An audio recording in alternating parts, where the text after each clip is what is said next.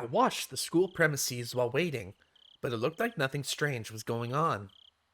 The building was lit up, and the beautiful Western style architecture made it hard to believe that it was a school. It should be armed with electrifying wires, searchlights, and guard dogs, like the prison it is. I thought I'd experienced a surge of school memories in a situation like this. But it didn't happen. That sort of thing only happens when you have good memories. I have no good memories of this school, so there's nothing to remember. But if I could pick a series of images to recall, it'd be the luxurious dinners we had every night. So, my memories would be nothing but international cuisine. Japanese, Chinese, French, and so on. What the hell? That's just too funny. I burst into laughter. At that point, I heard a car approaching. I crouched in the darkness. The plate number is the same as I was expecting. That's the car. I jumped out and rushed to the passenger side, then opened the door and got in. Nice to see you, Shion-san. The driver was a man of early old age. He'd be angry if he heard me say that, though. He thinks he's still middle-aged. He looked at my face and learned that I succeeded. He smiled. The air feels so fresh. I want to eat a burger for a start. I heard they serve excellent food in the school, but I suppose you were served nothing but gruel, huh? No way, dumbass. I was just kidding. Step on the gas if you have time to laugh at me. As you wish. Kasai really did laugh out loud. After telling me to buckle up, he accelerated. The cathedral-like school disappeared from the mirror in an instant. It disappeared so quick that I didn't have time for a surge of dinner memories. Goodbye, my lovely school days. I'm going to fill my stomach with junk food from now on. I'll forever be free from the table manners you taught me. Ha! Serves you right. As we drove, the scenery began to change. Soon we were surrounded by vast fields of crops and few streetlights. It reminded me that this was just the countryside of Japan, not Europe. Are you hungry? Would you like me to stop somewhere to eat? That's okay. I already ate. I lied. I'm actually a bit hungry. I didn't eat much at dinner to avoid slowing myself down with a full stomach. I appreciated Kasai's offer, but I didn't feel like taking the time to eat while we were still in enemy territory. It's late, so you'll only find vending machines in the highway rest stops. Oh, I've heard there are burger and Odin vending machines nowadays. Huh? What the hell? Will that dispense a cup and the ingredients, like a coffee vending machine? That's gross. I don't think it's like that. It usually comes in a can. Sorry. I can't stand canned food. Still? I thought you might have grown out of it. I haven't because I can't. Shut up. Why are you laughing?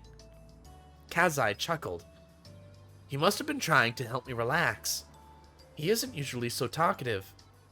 Oh, I'm exhausted. I'm going to get some sleep. How do I recline this?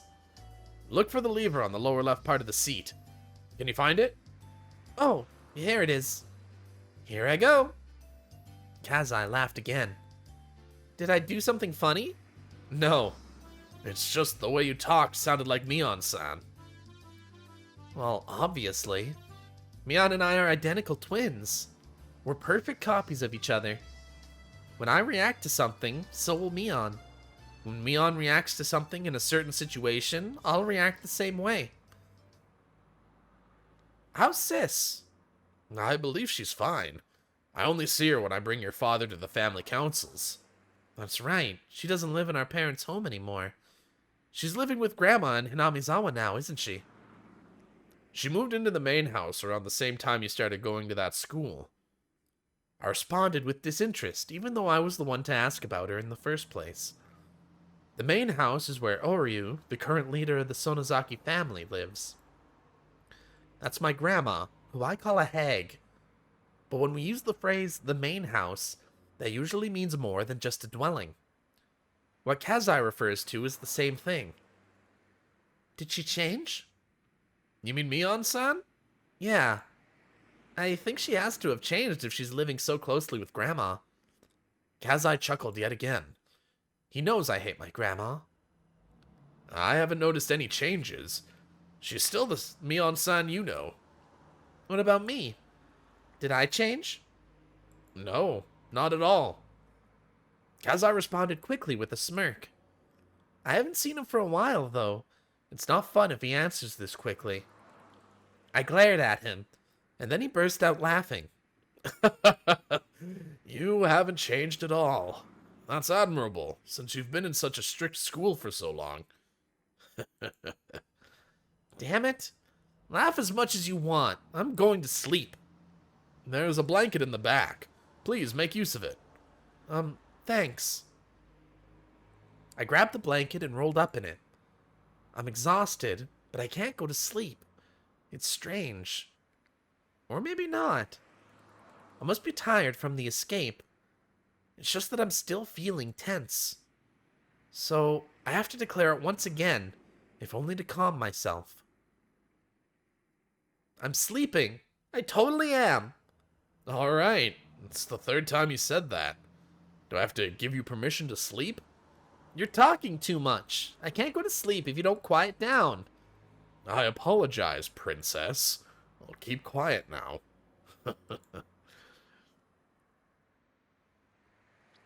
This interaction with Kasai reminded me of the old peaceful days in Okinomiya. Well, I don't really know if I can call those days peaceful. We were in the middle of the dam protests back then, after all. We all united together, and now that I think about it, we pulled a lot of pretty dangerous stunts. If the authorities ever found out what I did, I'd never escape going to juvie. Well, at least half the people in Hinamizawa would be off to prison. We didn't think of them as criminal acts, though. It was a war. It might also have been a festival. A festival where every person in Hinamizawa joined together in protest. It was a struggle, but it was also fun. It was fun to throw stones at the riot police with everybody. We hid ourselves in somebody's home and they chased after us. We'd even go crowd around the police station, demanding the release of our arrested comrades. When we snuck into the construction site and sabotaged it, it felt more like we were playing at war than conducting one. Anarchy is fun. I got so excited back then. I felt united with my fellow members, even though they were strangers to me, and that memory warms my heart. Yes, the way it felt back then was like helping everyone to carry a sacred palanquin through the village, getting all sweaty and exhausted together. What the fuck is a palanquin? I have no idea. Until we all collapsed face first on the ground and shared our excitement and cheers with unfamiliar faces over tea. I was just a kid back then. I remember accompanying young men who worked for my dad out to the village to do various bad things. I was arrested a few times. It didn't feel any different, though, than when I was called to the teacher's office for forgetting my homework. The other villagers were furious about the dam project, but for those of us who were kids at the time, it's a pretty fun memory. All that came to a sudden end a few years ago. It wasn't only the power of the protest that ended the dam construction project. The Sonozaki family and my dad's organization had worked secretly in the shadows. This is top secret information in the Sonozaki family, but it's said they may or may not have kidnapped the Minister of Construction's grandson in order to blackmail him. The grandson was found a few days after the abduction. He was found in the mountains of Yagauchi. He didn't simply disappear, and he wasn't demoned away. That means some kind of deal was made secretly. A year after that, the dam construction plan was halted indefinitely. The police suspected the villagers' involvement and investigated, but they couldn't find any leads. The villagers never betrayed each other. They'd do anything to protect their fellow man. They fabricated fake alibis and fake evidence. It was easy to deceive the police. Gah. The car suddenly shook, snapping me out of it. It must have run over a bump or something. I suddenly realized my expression was a very happy one for some reason. Ah, I must be looking forward to going home. Shion-san, are you awake? What is it? Would you like me to take you to your house? To the house in Okinomiya? Where else would you be taking me? I answered straightforwardly with a frown. Kasai, then, also chose to reply straightforwardly. It was the family head who decided on your enrollment in St. Lucia, and you ran away from there. You do understand the situation you're in. The school Grandma chose didn't fit me, that's all. Shion-san. I know. Shut up. As the head of the Sonozaki family, the Hag's decisions are absolute. They're nothing like, say, the 3-second rule.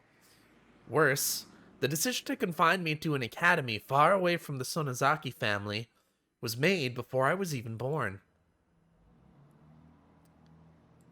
Shion was the name they gave me. My sister, Mion, has a character that means demon in her name. That was to signify that she's the successor of demons. In other words, she would be the successor of the Sonozaki family and its demonic bloodline. My name, Shion, has a character that means temple in it. That means that I was destined to take the veil and be confined in a temple.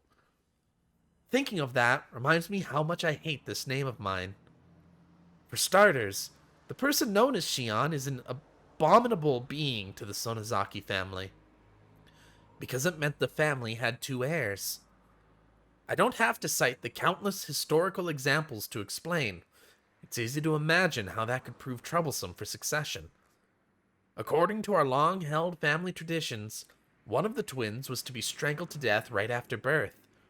Unbelievable, isn't it? What that means is that I have to be grateful just to be alive and breathing to this day. I heard the hag actually put her hands around my neck right after I was born. I don't know what exchange took place in that moment. Maybe some brave relative of mine managed to get her to stop. Or maybe she was in an extremely good mood that day. Then don't try to strangle me. We're twins. There are no apparent differences between us. But the first one out of my mom's stomach was named Mion, and the second one drew the short straw and got named Shion. Everyone else was desperate to tell us apart, but we sisters just found that awfully ridiculous. There wasn't any difference between us. No one could tell us apart, even if we only swapped hats. We wondered why all the grown-ups were trying to see the differences. Well, our fun as twins didn't last forever. One day, they created an undeniable, clear distinction between Mion and Shion.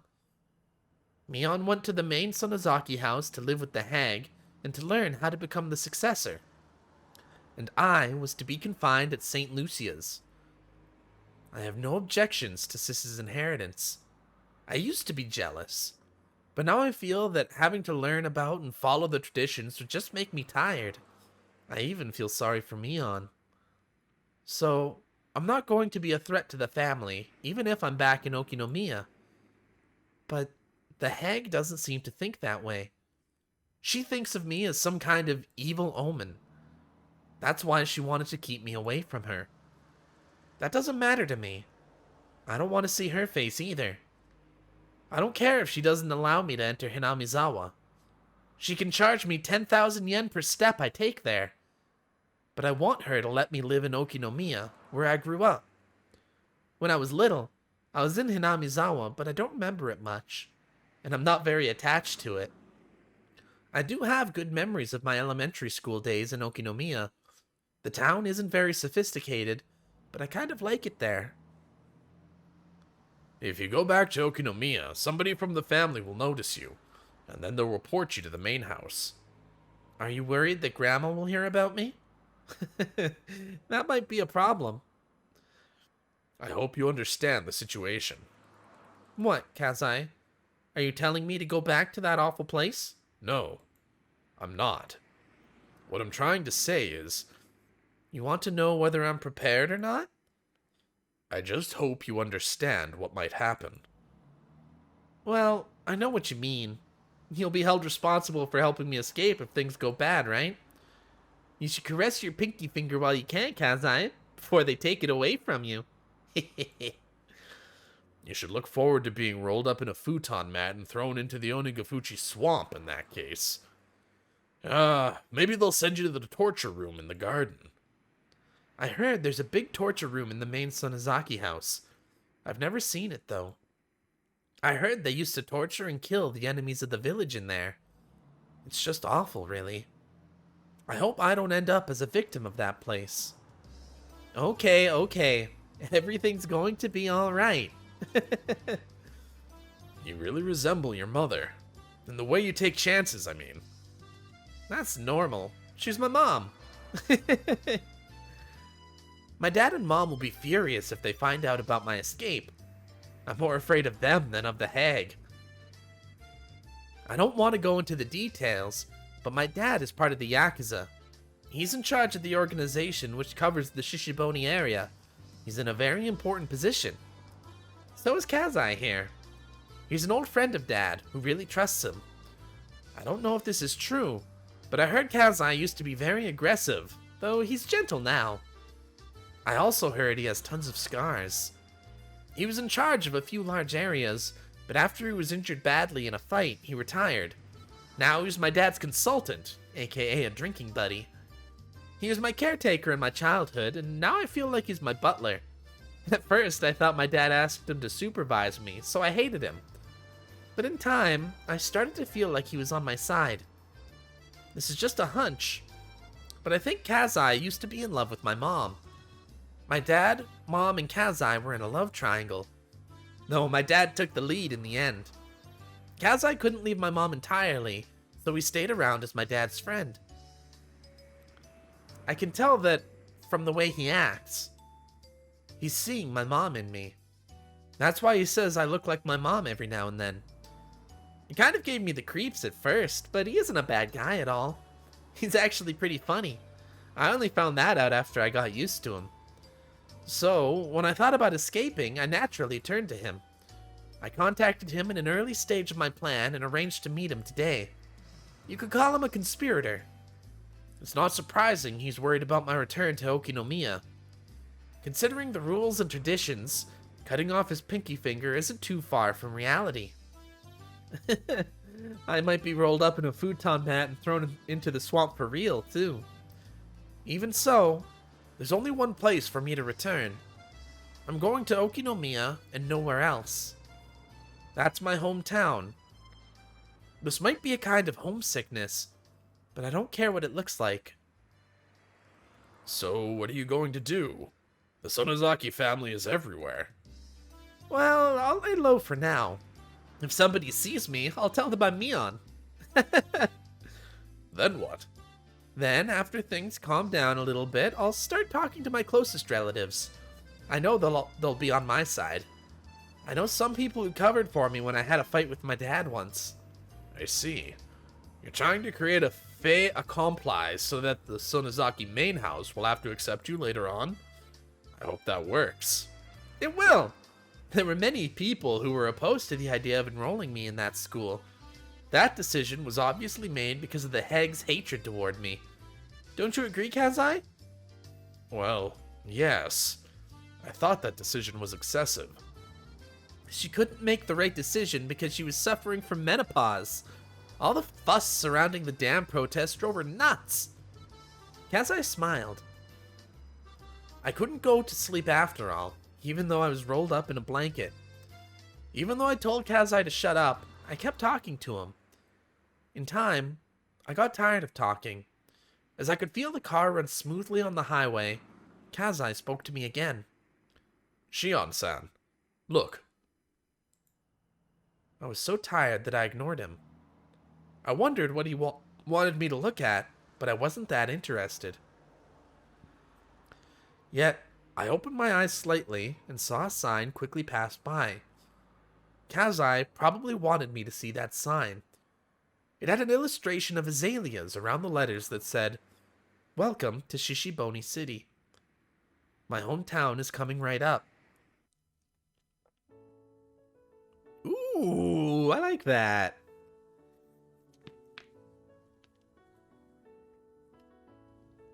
Shion Sonozaki.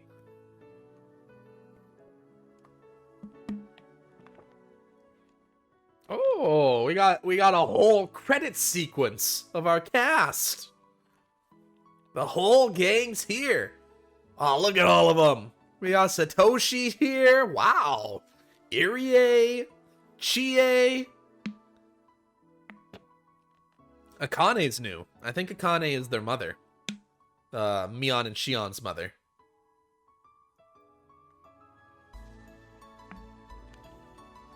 You gonna give me an actual opening that I have to cut out from YouTube?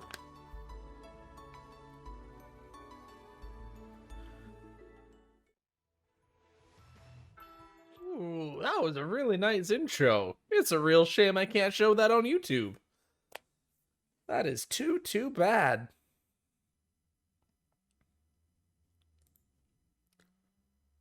Oh, what a good opening chapter. How pleasant. June 1982. Satoshi Hojo disappeared several days after the Watanagashi festival. There were 3 possible reasons for his disappearance. One possibility is that it was an accident. Dead bodies sometimes end up in irrigation channels a few months after hit-and-run incidents. But, since the police did a thorough search of the area and hadn't found his body, this possibility seems small. The second possibility is a self-motivated disappearance. Satoshi-kun has been living in dire circumstances. His close friends actually heard him imply he might run away. The police thought he skipped town after killing his aunt.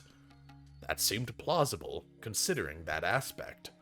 But the police arrested another person for the murder, so this hypothesis must also be considered false. The last possibility is that he was involved in the series of mysterious deaths in Hinamizawa. It's also called the Curse of Oyashiro-sama. He fell victim to it and disappeared. Unless Oyashiro-sama's occult power is actually verified, this curse must be the act of humans. It's only natural to assume that Satoshi-kun was made to disappear by someone's will. So, the question is, whose? The possibilities are quite limited. The culprit is either a member of the Sonozaki family, a member of the 3 families, or one of their many relatives. The police can assume that easily. I need to think beyond that. Who did it? How did it happen? And why did it have to be done? Why did Satoshi-kun fall victim? What was the motive? Who gave out that order? Who actually did it? The mastermind, the culprit, and the truth. All are in reach of my grasp. Maybe I'll find them right behind my back. But even so, I can't reach everywhere.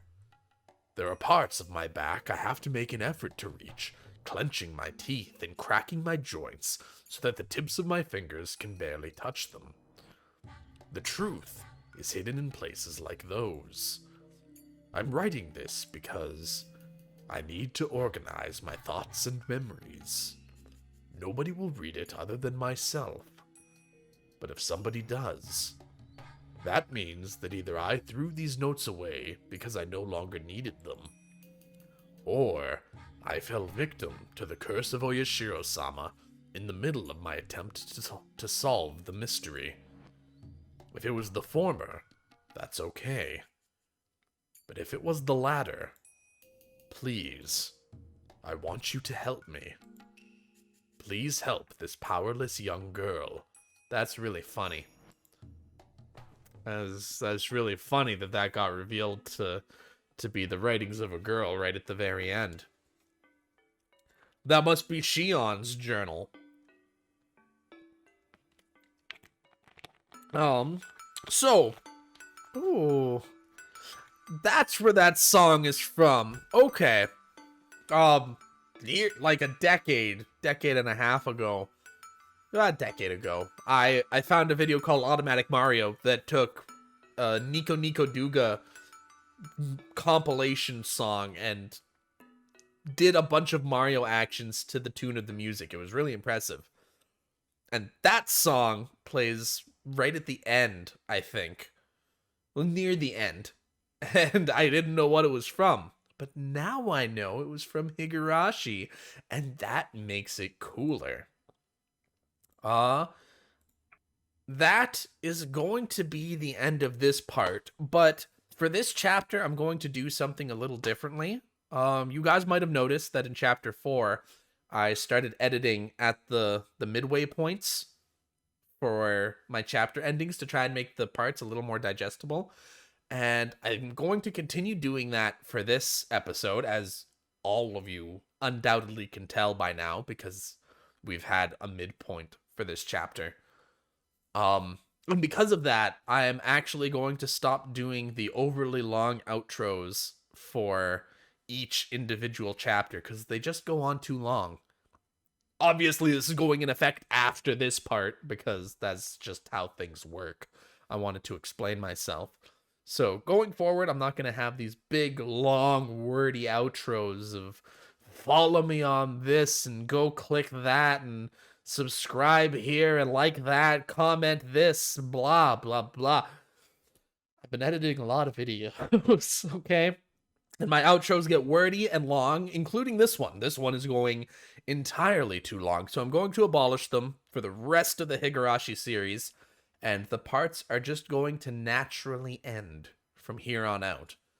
And yeah, we're going to go with that, and I'll make it all work in post. But since I'm doing the outro now, I will be back tomorrow, YouTube, and we'll have more exciting Higurashi action. Don't touch that dial. Stay here. Keep watching. And I hope you guys enjoy. But until then, I will catch you all next time. Ciao for now.